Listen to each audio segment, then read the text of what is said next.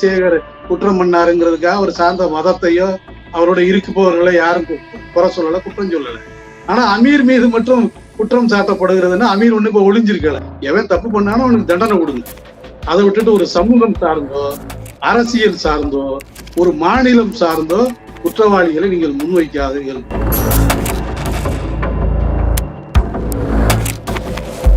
வட இந்தியர்கள் அதிகம் வந்ததற்கு பின்னாலேதான் இந்த போதைப் பொருள் உபயோகம் என்பது தமிழ்நாட்டில் அதிகமான. நீங்க இது ஏதோ நான் போற போக்கில் கவர்னர் மாதிரி எல்லாம் சொல்லிட்டு போகல. கவர்னரோட ஆட்கள் இங்க வந்த பின்னாடிதான் போதை அதிகமாயிருச்சு.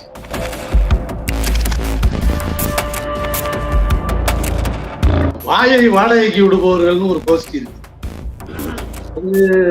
திமுக ஆட்சிக்கு வந்தா அதிமுகவுக்கு வாடகைக்கு விடும், அதிமுக ஆட்சி வந்தா திமுகவுக்கு வாடகை. மாதிரி வாயை வாடகைக்கு விடுவோர் சங்கத்தினுடைய முதன்மையான தலைவர்களிலே ஒருவர்